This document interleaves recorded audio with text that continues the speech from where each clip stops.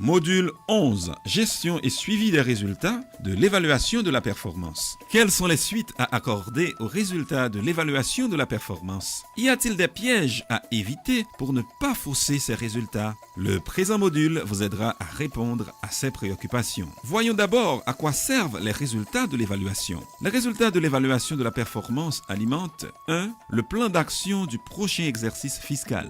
2. Le plan de formation. 3. Le plan de carrière. 4. Le développement institutionnel. Le bilan général des évaluations permet de résoudre les problèmes d'organisation, de communication, de conditions de travail et de formation. Penchons-nous maintenant sur les erreurs à éviter pour l'évaluation. Diverses erreurs peuvent compromettre la validité d'une évaluation. Les plus fréquentes sont les suivantes: l'effet de halo, l'erreur d'indulgence, l'erreur de sévérité et l'erreur de tendance centrale.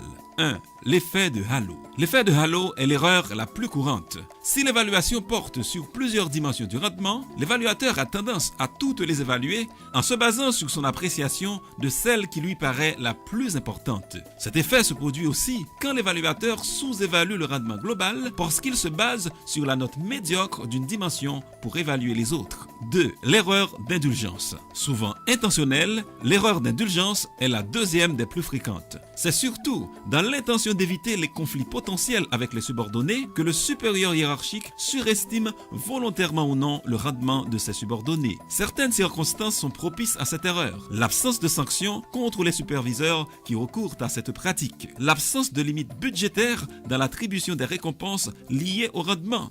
L'absence de règles de notation. 3. L'erreur de sévérité. À l'opposé de l'erreur d'indulgence se trouve l'erreur de sévérité.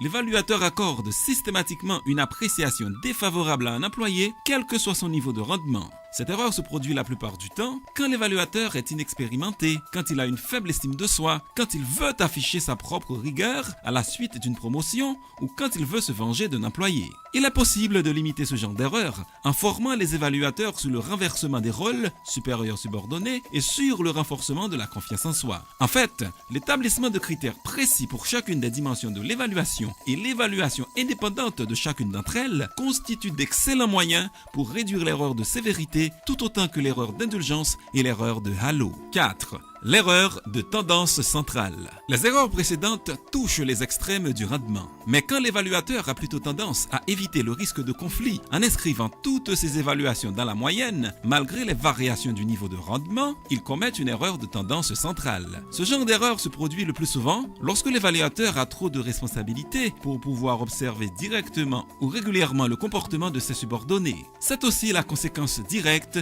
de certaines caractéristiques de la méthode.